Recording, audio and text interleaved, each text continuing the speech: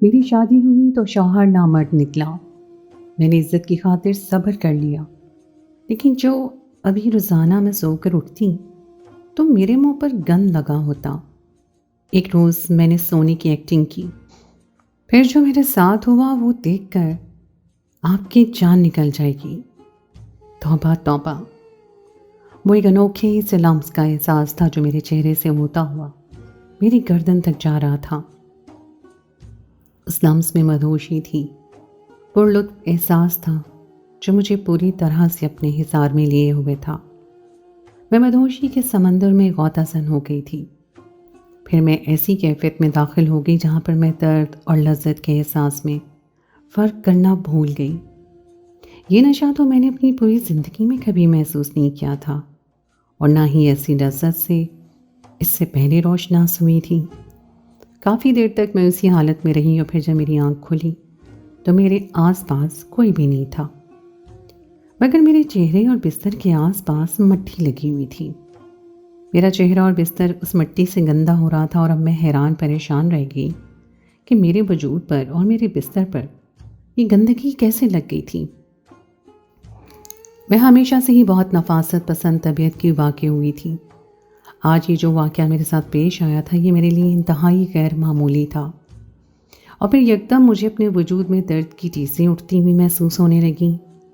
میں جب اپنے بستر سے اٹھ کر کھڑی ہوئی تو مجھے معلوم ہوا کہ میرے ساتھ کچھ ہو چکا تھا، کچھ ایسا جو مجھے سمجھ نہیں آ رہا تھا، مگر کچھ تھا جو مجھ پر بیت چکا تھا۔ اب جب وہ لمحات مجھے پھر سے یاد آنے لگے تو مجھے اپنا سر گھومتا ہوا محسوس ہونے لگا۔ اس کے بعد میں پوری رات جاگتی رہی تھی۔ اب میں جاگ کر بھی سو نہیں پا رہی تھی، اور صبح کے قریب جا کر میرا شوہر گھر آیا۔ اس نے ایک تھکان بھری نظر مجھ پر ڈالی اور پھر بنا مجھ سے بات کیے اپنے بستر پر لیٹ کر میری طرف کروٹ لے کر سو گیا تھا۔ اسے دیکھ کر میری آنکھیں نم ہو گئیں۔ میں نے بہت مشکل سے اپنے منہ سے نکلنے والی چیخوں کا گلا گھونٹا تھا۔ میرا شوہر کیسا انسان تھا، کیسا مجازی خدا تھا۔ اس شخص کے لیے میں نے ساری زندگی خود کو سینت سینت کے رکھا، کبھی اپنے کردار پہ کوئی بات نہیں آنے دی، کبھی خود پر داغ نہیں لگنے دیا، اپنے جذبات کو ہمیشہ اپنے ہونے والے شوہر کی امانت سمجھ کر سنبھالے رکھا، اور یہ شخص مجھے میرا حق تک دینے سے قاصر ہے؟ یہ تو مرد کہلائے جانے کے بھی قابل نہیں ہے۔ اس میں تو پہلے ہی دن میرے ارمانوں کا خون کر دیا۔ اس نے میرے جذبات کی پرواہ نہیں کی، اور اب بھی بنا مجھ سے کوئی بات کیے وہ میری طرف کروٹ بدل کر سو جاتا تھا۔ اسے اس بات کا ڈر تھا کہ میں کہیں اس سے کسی بات کا تقاضا نہ کر دوں، کہیں میں اس سے اپنا حق نہ وصول کروں، اور یہی سوچ کر شاید وہ مجھ سے کلام ہی نہیں کرتا تھا۔ صبح جب میں کمرے سے نکلی تو ایک تھکن بھرا دن میرا استقبال کر رہا تھا۔ سسر اور دیور دونوں ناشتے کی ٹیبل پر موجود تھے۔ میرے سسر جلدی ناشتہ کرتے تھے، اور میرا دیور کالج کا اسٹوڈنٹ تھا، اور وہ بھی صبح سویرے اٹھ کر اپنے کالج میں چلا جاتا تھا، کیونکہ اس کا کالج گھر سے اچھے خاصے فاصلے پر تھا۔ میں جلدی اٹھنے پر ہی ٹائم سے اپنے کالج میں پہنچ جاتا تھا۔ پڑھائی کے علاوہ اس سے جیسے کچھ سوچتا ہی نہیں تھا۔ میں نے جب اپنے دیور اور سسر کے سامنے ناشتہ رکھا تو وہ دونوں مجھے عجیب سی نظروں سے گھور رہے تھے۔ میں ان کی نظروں کا مفہوم سمجھنے سے قاصر تھی، مگر اندر ہی اندر یہ سوچ کر چھینپ گئی تھی کہ وہ مجھے آخر اس طرح سے کیوں دیکھ رہے ہیں۔ میں پھر جلدی سے وہاں سے ہٹ کر اپنے کمرے میں آ گئی تھی، اور اس کے بعد میرا دیور اپنے کالج میں چلا گیا، اور سسر پھر سے اپنے کمرے میں جا کر گم ہو گئے۔ دوپہر کے قریب جا کے میرے شوہر کی آنکھ کھلی تو میں نے ان کے بنا کچھ کہے ان کے آگے ناشتہ رکھ دیا، اور ان کے کپڑے پریس کر کے بھی لٹکا دیے۔ ہم دونوں کے درمیان بس یہی ضرورت کا رشتہ باقی تھا۔ وہ مجھے اپنی کسی کام کے لیے آواز نہیں دیتے تھے، میں خود ہی ان کی ضروریات کا بچھے دل سے خیال رکھتی تھی۔ میں جس صبر سے زندگی کاٹ رہی تھی اس کے بارے میں کوئی اور عورت تصور بھی نہیں کر سکتی تھی۔ مجھے اپنے شوہر پر غصہ بھی آتا تھا کہ اسے آخر شادی کرنے کی ضرورت کیا تھی۔ اگر وہ میرا حق ادا نہیں کر سکتا تھا تو اسے میری زندگی برباد کرنے کی کوئی ضرورت نہیں تھی۔ اب میری شادی کو 2 مہینے کا عرصہ گزر گیا تھا۔ شدید غصہ تو مجھے محلے اور خاندان کی عورتوں کی باتیں سن کر آتا تھا، جب وہ مجھے دیکھ کر اشارے سے پوچھتی کہ سناؤ کوئی خوشخبری ہے، اور تب ان کی بات سن کر مجھے خود پر بھی تاؤ آنے لگتا تھا کہ محض 2 مہینے کے بعد ہی لوگوں کے ایسے سوالوں کے کیا جواب دوں، وہ بھی اس صورت میں جب میرے اپنے شوہر سے کوئی تعلق ہی نہیں تھا۔ تب میں خاموش ہو کر رہ جاتی تھی۔ ایسے میں میری امی مدر کو آگے بڑھتی اور سب کو کہتی کہ ابھی وقت ہی کتنا ہوا ہے، 2 مہینے تو ہوئے ہیں، ساری زندگی پڑی ہے ان کاموں کے لیے۔ اور اب جب ہر دوسرے تیسرے دن مجھے اپنے آس پاس، اپنے چہرے اور بستر پر گندگی نظر آتی تو میں حیران رہ جاتی کہ یہ گندگی میرے پاس کیسے آتی تھی، اور میرے منہ پر بھی کیوں اس طرح گندگی کے نشانات ہوتے تھے۔ میں کچھ بھی سمجھنے سے قاصر تھی، مگر جو کچھ نیند میں میرے ساتھ ہو رہا تھا، جیسا مجھے محسوس ہوتا تھا، آنکھیں کھلنے پر مجھے اپنے آس پاس کوئی بھی نظر نہیں آتا تھا۔ مگر میرے لیے ان محسوسات کو فراموش کرنا اتنا بھی آسان کام نہیں تھا۔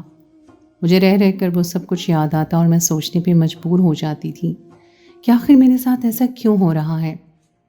اتنا تو مجھے علم تھا کہ میرے ساتھ کچھ غلط ہو رہا تھا، مگر کون کر رہا تھا اس کے بارے میں مجھے علم نہیں ہو پا رہا تھا۔ میرا شوہر تو صبح گھر آتا تھا، وہ تو ایسا کر ہی نہیں سکتا تھا۔ گھر میں میرے سسر اور دیور تھے، اور دیور بھی نظریں جھکائے رکھتا تھا۔ اس کی زبان مجھے بھابھی بھابھی کہتے تھکتی نہیں تھی، اور میرے سسر بھی ہر وقت بیٹی کی گردان کیے رکھتے تھے، اور ایسے میں ان پر شک کرنے کے بارے میں سوچ بھی نہیں سکتی تھی۔ دیور میرے بھائی جیسا تھا تو میرے سسر میرے باپ کی جیسے تھے۔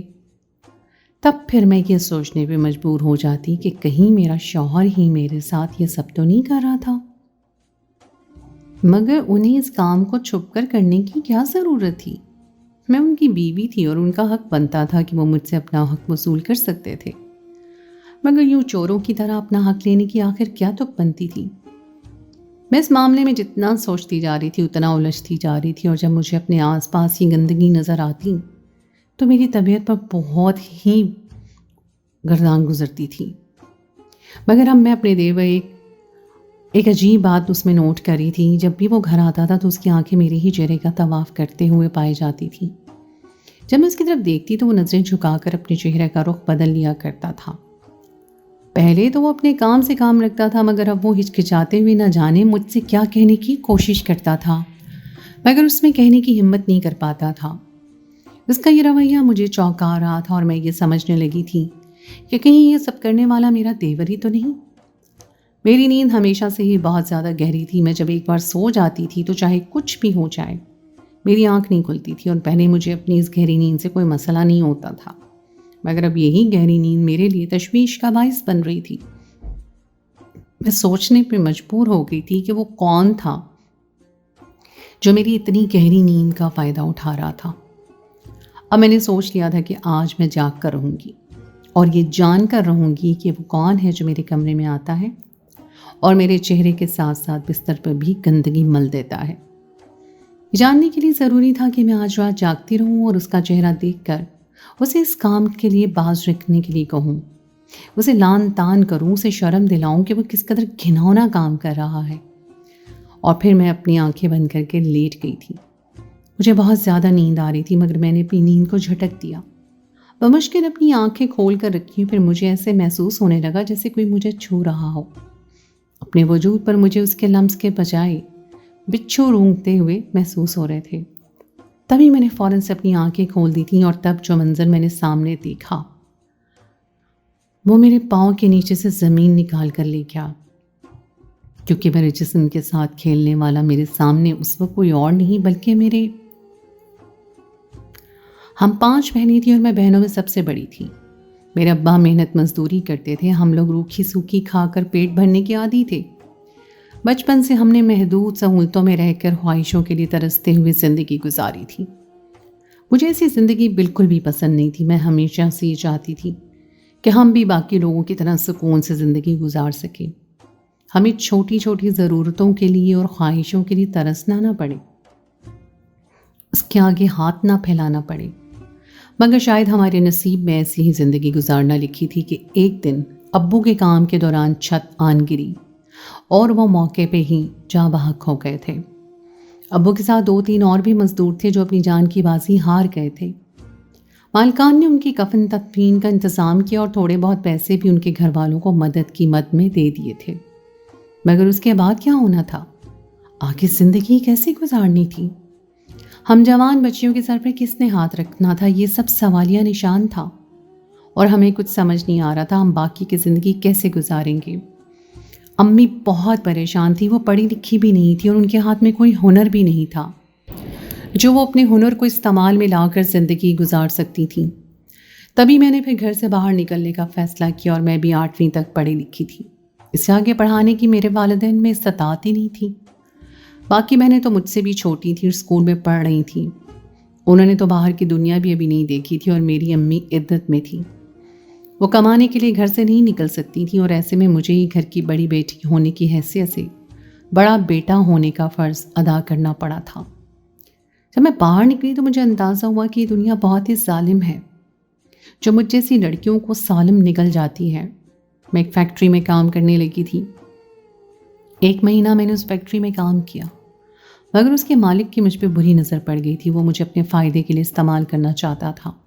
1-2 بار جب اس نے میرے ساتھ زبردستی کرنے کی کوشش کی تو میں نے پھر وہ نوکری چھوڑ دی۔ گو کہ ہماری ضروریات تو تھیں، مگر میرے لیے عزت سب سے بڑھ کے تھی۔ اس کے بعد میں ایک اور فیکٹری میں کام کرنے کے لیے گئی، اور وہاں کے مالک نے 1 مہینہ بھی انتظار نہیں کیا تھا۔ اس نے جب میری عزت پہ ہاتھ ڈالا تو میں پھر روتے ہوئے گھر آ گئی اور امی کے گلے سے لگ کر پھوٹ پھوٹ کر رو پڑی۔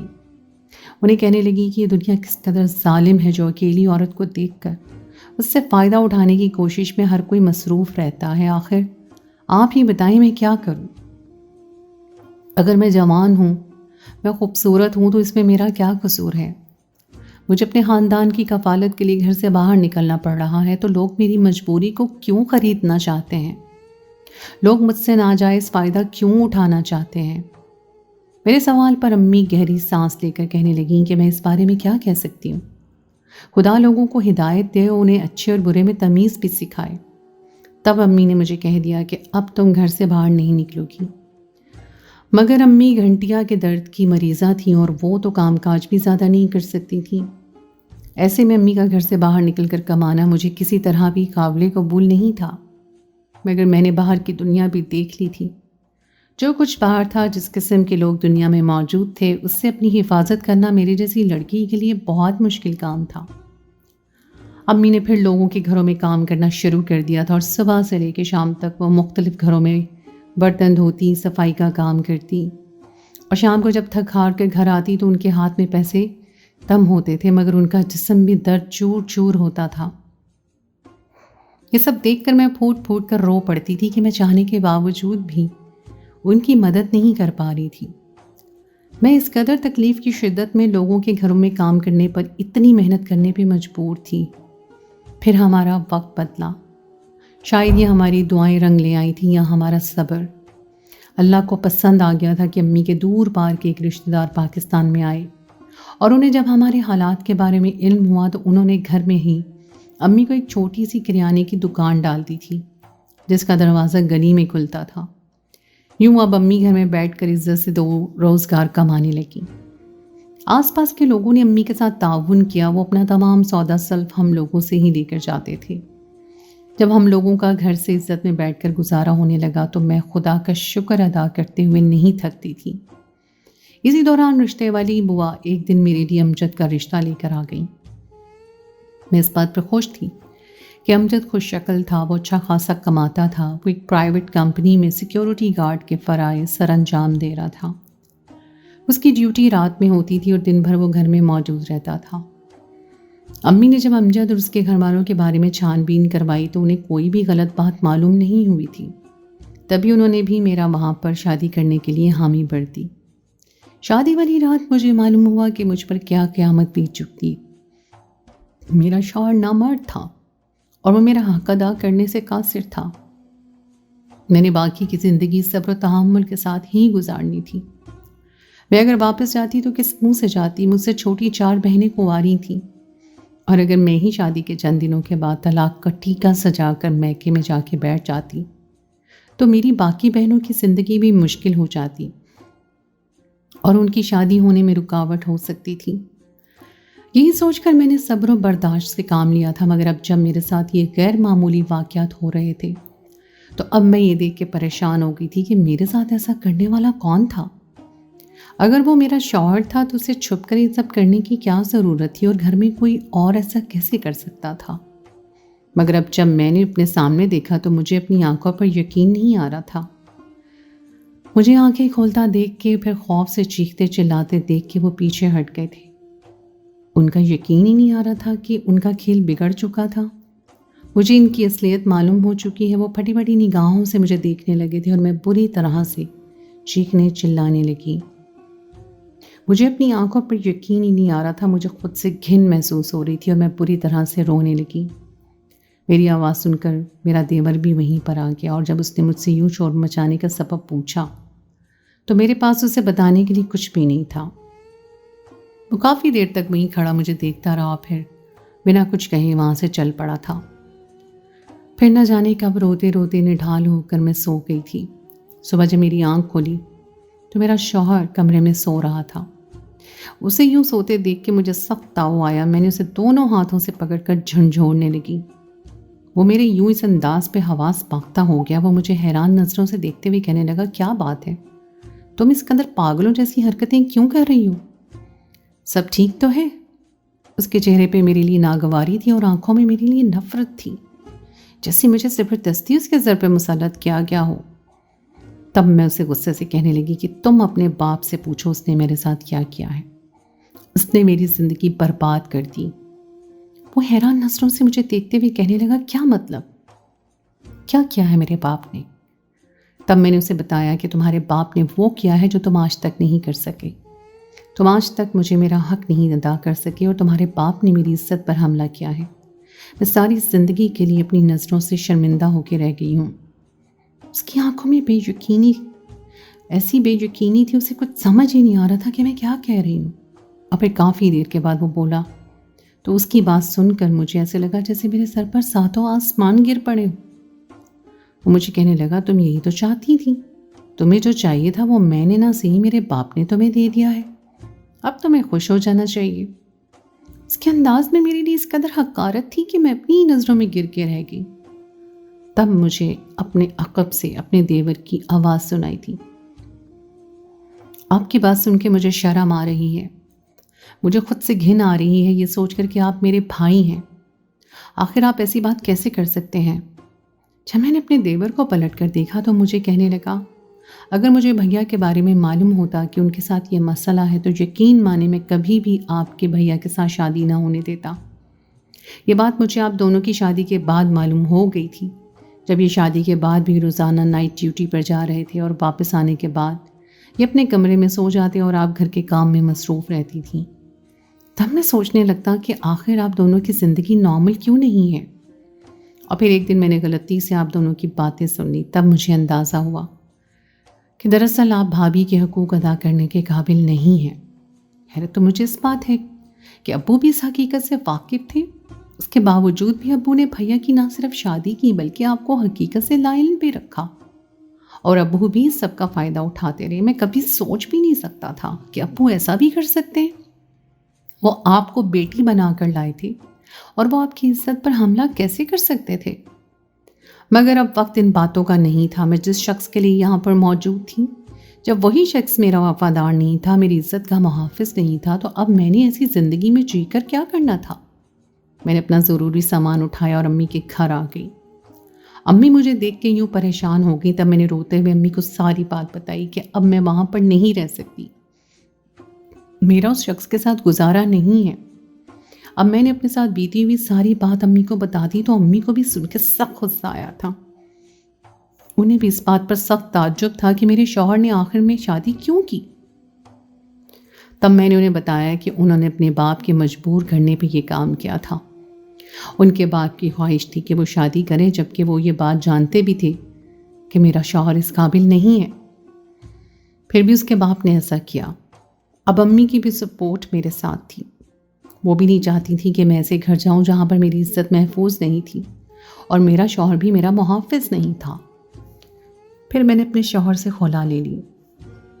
میرے شوہر کو تو اس بات پہ اعتراض نہیں تھا، مگر میرے سسر نے ہم لوگوں سے صلح کرنے کی بہت کوشش کی، یہاں تک کہ مجھے انہوں نے بہت لالچ دیا کہ اپنا گھر تک میرے نام پر تیار ہے کرنے کے لیے، جبکہ میں اب مر کے بھی اس گھر میں دوبارہ قدم نہیں رکھنا چاہتی تھی۔ پہلے دن جب میرے چہرے اور بستر پر مٹی لگی ہوئی تھی تب مجھے خیال گزرا تھا کہ شاید میرے کمرے میں سسر آئے تھے، کیونکہ وہ روزانہ رات کو کھانا کھانے کے بعد ننگے پاؤں صحن میں واک کیا کرتے تھے۔